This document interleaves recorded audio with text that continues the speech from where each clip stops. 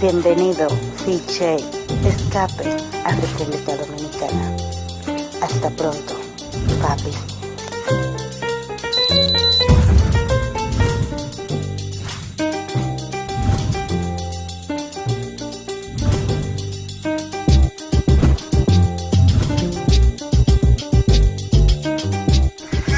Big J, take one. This is Big J, part 4. I believe, yep, it's definitely part 4. With the man like G from London town. He's gonna get into the real estate over here. And we're gonna actually have a conversation about the real estate because I got put onto something, G, which I want to share with you as well, and which I want to share with everybody out there. So, yo, we're running on overtime, man, but you know, as I said, you know, listen, my channel has always been about information. And once again, I say this: if you know, don't leave me no dumbass, seriously, and just don't leave no stupid ass comments talking about, oh, what G talked about is old news. We knew about that. Yeah. We're not talking to you. So if I do see any comments down below with some fuckery, I'm just gonna delete it. These are for people that don't know. I'm here to make your holiday, your staycation, whatever, better, right? So for the new fool, with respect, because I was a fool once, coming over here, I didn't know anything. It's coming over, and they want some game, they want some knowledge. I mean, don't get me wrong, they can go to Flip Flop's channel, they can go to Taylor Mays, they can go to the Nora Bears, they could go Richie Rich channel. Anyway, they're all giving out good information. But if you want the alternative, come here. Big J's Escape to the Dominican Republic. Part 4, man like G. Let's go. Alright, so I was talking about London, their properties. Yes. So anyway, we had the link with the Jewish man who used to be a hard money lender. So he was giving out, you know, loans and everything. When a man defaulted now, I said, listen, I'll take over the loan because they obviously lend the money to someone else. Right. So he repackaged the loan to me because it was a yard, obviously. Right. And then he paid the stamp duty and the lawyer fees, and then I would take that yard and rent it out. I used to own a yard right in front of the Gherkin, you know. There's a building right in front of the Gherkin. That weren't cheap. That weren't cheap. I'm gonna tell you what I bought it for. The mortgage was £970,000. I bought the penthouse. Then I bought 2 other flats in there, 2 bedroom at £500,000 each a piece. Then anyway, I'll tell you about the property crash in a minute. So anyway, I don't want to hear no more. He paid You know where the Gherkin is. I had a yard right in front of the Gherkin. When I sold it, I sold it for like about a million something, 1 million and something change. Yeah. But remember, I owed 970. I used to rent it out, and I tell you, I rented it to. You made your drink. Yeah, I made a drink. So guess who I rented it to? Society General Bank. Wow. They paid me £3,500 a month. Oh yeah. That was then. There's a bank called Bank Paribas. Bank Paribas, right? Yeah. It's in London. Yeah. And I used to work as a security guard there, where they were building the flats across the road.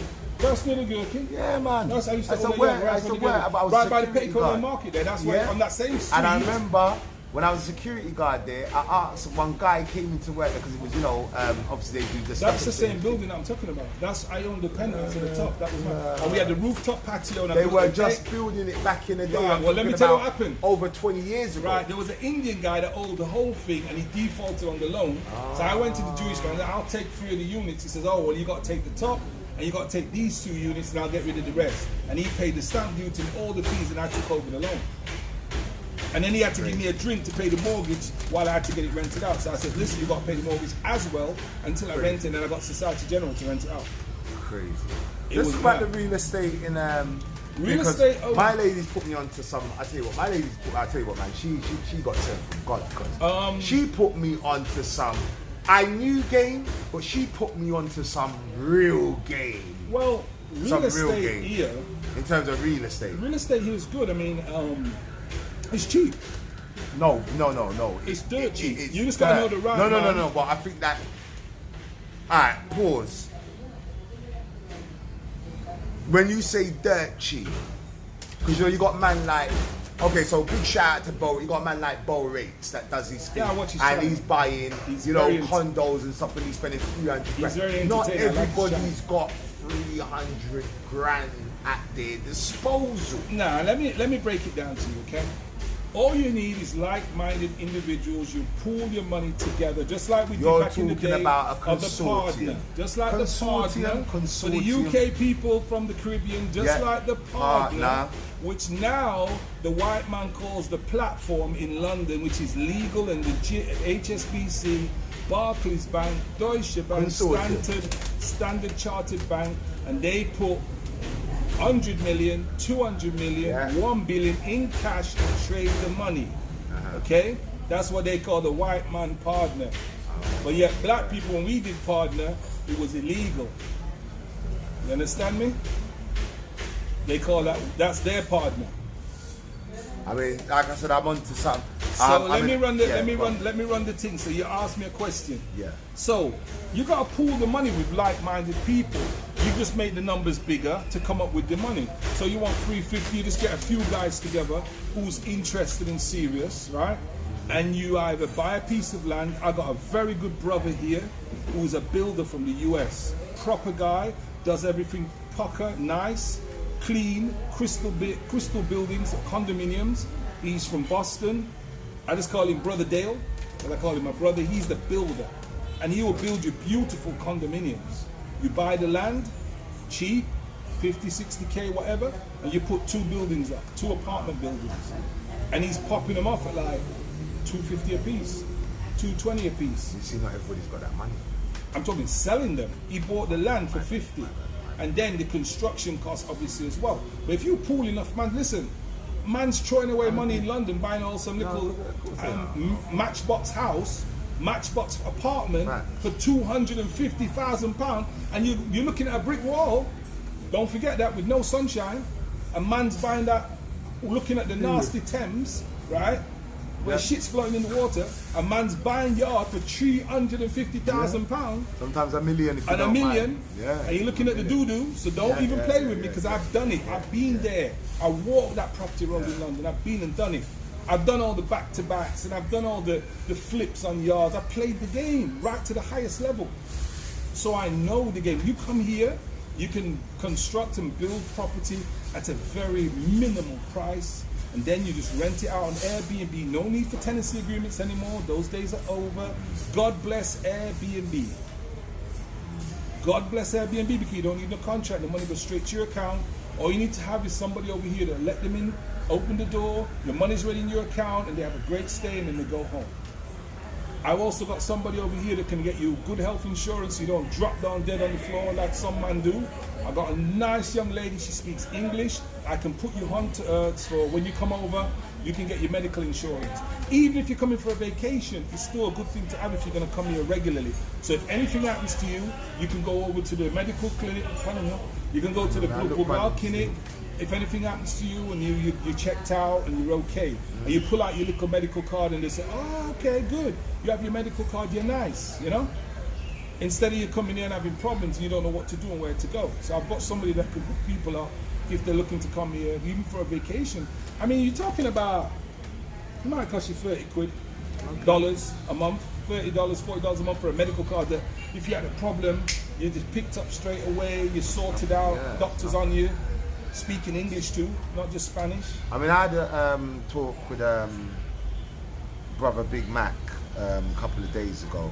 I interviewed him, and he was talking about the whole medical thing, and he was saying, whatever you do, don't make them take you to a public hospital. Oh man, that's Beirut. Beirut. Them take you to a clinic. But you got to have your medical card, or you got to pay through the nose, and they will charge you like you're in the United States. Said insurance, make sure you've got your insurance. For $30, $40 a month, it's better than paying grants. Okay? He said that. So it's something, and also as well, if you're coming here and looking along to the next thing, bank account. You need to get a bank account if you're coming to be down here on a regular. Try and get a bank account. It's not easy. It's not easy, but you can get it. That is easy. That's what just I would go. Just bring your normal stuff, your utility bill. Yeah. See, when I opened my accounts back in the day, I didn't have to show my what do you call it? Social insurance, national insurance. We never show them thing there. You know what I mean? Because I had a man, a big man at the time. God rest his soul, brother Danny. He used to own some of Bob Marley's catalogue of music, by the way. Oh, Jesus. Yeah. He opened the account for me. I just walked in the room, I had my passport, and I think it was a utility bill at the time for one of my properties in London, and they opened me the account. Now I know you need you need a letter from your bank. You need your national insurance printout, your national insurance number, and utility. Okay. And that's it. No big deal. And you can open up an account. It's a good thing to have if you're going to be spending time here. That way you're not charged the extra for using your UK card. I've been through it, I've done it, I had the same issues. So using your UK card, they charge you a premium. You know that, you obviously know because you use your UK card. So when you put the card in the machine, you see when you get back home, you see the bill? Do you see the bill? Yeah, I can show you now. But if you have your DR card, you transfer your money from England. Is that instant, by the way? Yeah, you transfer your money. You got your app on your phone for the bank here. You got telephone apps for your bank cards and everything. But see, for me now, I never wanted to make that connection between the UK and DR. So I always kept it separate. What I used to do is carry cash, and I used to bring it down and put it in the account because I'm a man from the ends. Yeah. So I know how to run certain things. So taxmen in the UK never know about my account because I never met them connect. I never did an international wire, never in my life. Right. So you just carry cash and just fling in the So bank. the only person know is me. Best way. Now with the US now they came in with this fuckery called factor or something where they want to know this and that. So that's because the American they want to follow their money. That's why they want to know what Americans are doing, what their banking scenario is down here. They want to know all the information because they follow their money. Wherever that dollar goes, you know what I mean, the IRS wants to follow that and see what's going on. So that's why they ask for so much information. You know what I mean? It's kind of really coming from that narrative more so than even the UK. You know? But real estate's good. You can buy something here. There's loads of properties, good prices. Or you can build. You can build if you want to build. And that's what my missus put me on to. You see, she knows a builder that I've been put into a lot of game from her, especially she owns land and property. So, you know, you can build he beautiful put me onto properties. some game. Amazing. She knows properties. a builder that can build your 1 bedroom for like $10,000.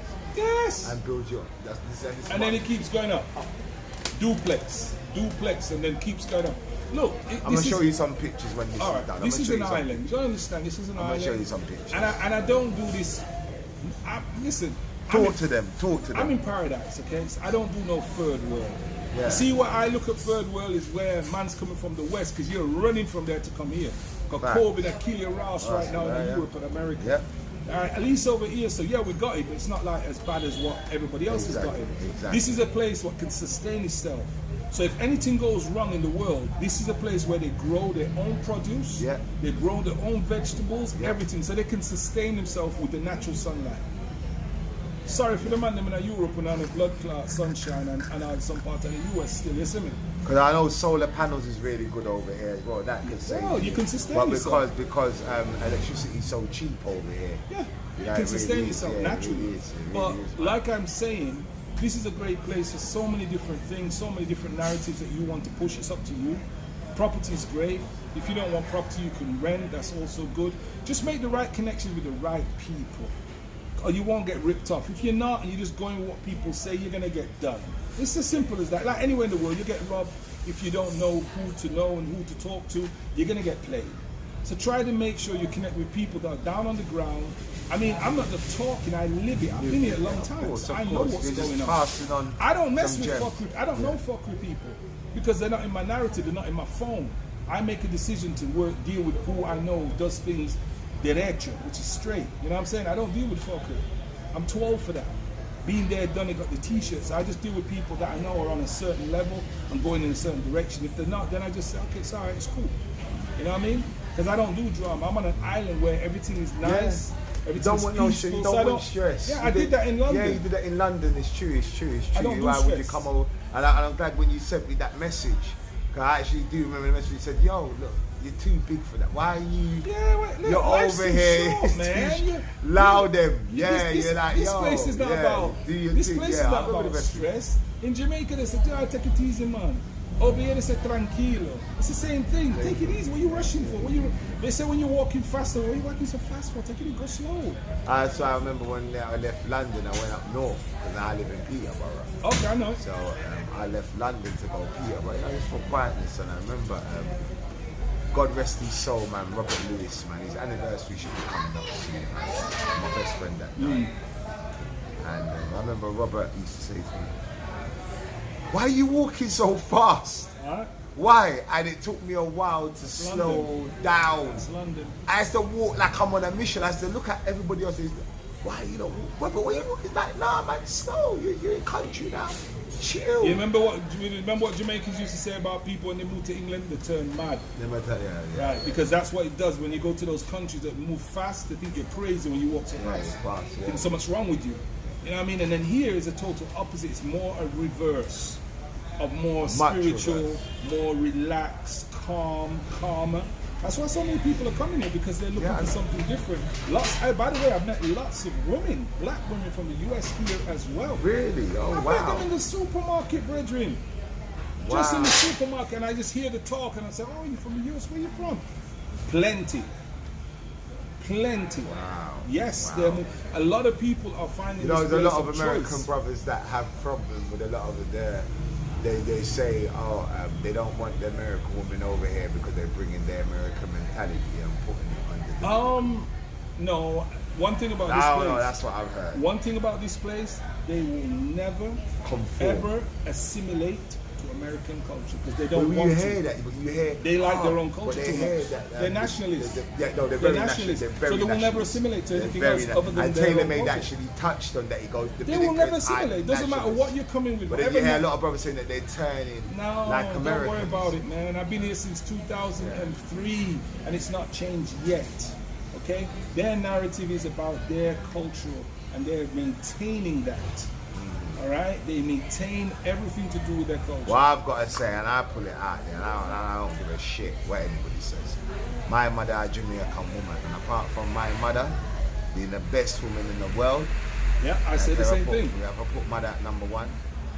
Outside of that, personally, I'm gonna say this: Dominican women are the best women in the world.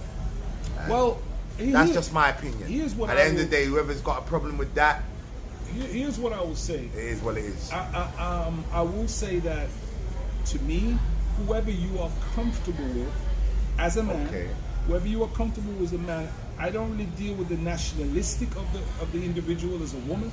It's all about inner peace, spiritually. I like that one. Whatever the nationality or the language, to me, is irrelevant. It's all about the one denominator, and the universal language is love.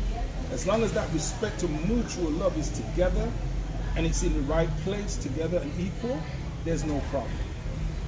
I just happen to be in a place of choice based upon my own inner self. Because when I came here, it wasn't just about the women, it was more about the relaxation of life, where things are calmer. I wasn't running around. I have my online business, which is outside the country, so I use everything's electronic and virtual. But at the same time, it was about discovering the island, getting to know the culture, know the people, because obviously I have my people in Costa Rica and Jamaica, because I knew the culture very well, but I still had to learn their culture more so than what I'm used to and what I know growing up as a kid from Costa Rica and from Jamaica. So I've had to understand the mentality, the women. You get to know the ups, the downs, the lows, and the games. There's lots of games here. Of course, everyone's trying to get on. Everyone's trying to hustle. So there's games, but if you try to get away from that narrative and get someone who's got a bit more education, number one, a bit higher up the totem pole, who doesn't need that. They don't need to. I say this. One brother said this to me, and you know who you are. My Canadian bedroom. He said this to me. He said that try and just find a woman that's just more low maintenance. It will just cut out the bullshit. In terms of the trouble, because I think when you say the word maintenance, there's always a cost with a woman. Let's just be practical. Just find one that's less stressful. You can once you leave your country and come here, it's always less. Because you've left Canada, you've left England, so you're not using your own sterling or your Canadian dollar or your US dollar. So it's got to be less. Everything's priceless. It depends. You're always going to have to pay for something. And as a man, if you want that woman, you're going to always have to maintain that woman. Fact. You want it to look good, you want it to look nice. It's about maintenance. Or else you want another man to step in your shoe and maintain it for you. It's up to you. we'll always have to pay for something. Nothing don't come free. So as long as that's, that narrative's in your mind, you won't have a problem with it. You can get somebody that's lower maintenance, of course you can. But you don't want your girl to look good. Bashy, look nice, look sexy and hot. It's up to you as a man what you want. Every man, as I said, must tread his own journey and his own road based on his narrative. I can't tell an next man what to do with his life or who to deal with and who to go after. All I'm saying, what is good for me is good for me. What's good for you is good for you. You have a choice. And with this island, you have too much choice of all type of girl you're looking for. And I think on that note, we're going to end it there. Yeah, man. As look, you have a choice here. And don't just take that as I have a choice. Use it. Yeah. Use that choice. Before it's too late. Before it's too late. Because like you said, this is not a dress rehearsal. I mean, my best friend, God rest his soul, his anniversary is coming up. He died young. Have a choice and use it, man. Seriously, this is not a dress rehearsal. Use it.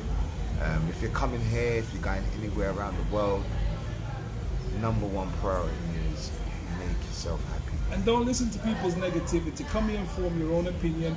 Like learn the language. Number one, everybody has a story to tell. Some good, some bad. Yes. But at the end of the day, you have to learn the language in order for you to have an experience that will be different to somebody's experience who doesn't know the language. Because I can tell you bad stories I hear all day over the years. Yes. But you're going to get played by a certain level of people in this society if you are not, working with the right level of education. But if you go into the hood, remember, then you get the hood experience. Listen, man, G, I think thank you is a little of a word. Wow, man, you don't know it. I mean, you're giving me the UK 2 hours. thing we deal with, so we have to get the UK hours, man. man. It's been a pleasure, man. You know what I mean? Look, no, it's been a pleasure for me, honestly. Well, I'm just glad to be able to talk the thing, and not just that, but I'm not talking I live here. I've been here. Just share your experience. Here, so I'm just sharing my experience. So, man in the UK to hear what's going on from a UK perspective, so an American perspective, to know how it is here. And you can make it, you can live here. It's not impossible. You can find a great woman. Of course you can. But in the beginning, you might want to lick down a couple builds. You might get lucky online. I don't do online personally. Just so I tell you that it's not my thing. Because I'm here. I do respect the man, but if a man's on another world, you have to do that because that's the way to communicate. But I never did that because I'm here. I do all my things I've ever booked. I've met them on road. I chirps a girl, I buck a girl on road. I'm a man. I'm a listen. Any man in the UK listening right now, I'm a cops man. All right. You understand? I'm a cops man, that? so I don't have no problem with a girl. I check a girl, I chirps a girl, and I draw the number. Back in the day, in the earlies, I used to get the address. When man I pop off in Gabici and in Farah pants, and I'm that brethren in that corner whining that girl to some Louisa Marks and Sandra Cross. You feel me? And winsome. That's I don't know about that old school thing there. I'm drawing down a girl. I'm coming with all that knowledge to this place. I'm having a laugh. Man, listen, man. Once again, thank you very much. I'm sure this won't be the last interview we do. We'll talk again in the I'm new sure year. You've got other gems to drop and listen, knowledge. Next year we'll talk about a different thing because I'm planning to move to Santo Domingo. PNT in the new year, so that'll be another level. Okay, man. We'll do another level on that next year. Listen, we're in Puerto Plata. I mean, we're gonna continue chopping it up. I've got to go back to the dentist and go pick up some shit, but I don't think it's gonna happen. So I might have to. Oh yeah, listen. Big up Tottenham, big up West Green Road. Listen, I'm from West Green Road. So big up Brixton, South East London, Camberwell. South Norwood, West Norwood. South, North, East, West. Exactly, that's how we do it. And just listen and enjoy the Christmas. And as soon as Boris open up, try if you leave out of that blood clot because you won't know. They'll soon lock it off. And when them lock it off, guess what's going to happen? You're not even going to be able to fly because it's going to need your this record, that record, that record. Before you know it, you won't be able to go anywhere because they want to control where you're going. Yeah? So remember that. They're going to control where you're going. So get your passport, get over here, and I always say, make your holiday your holiday. This is Big J, escape to the one and only Dominican Republic. Peace and love, manners and respect. Rah!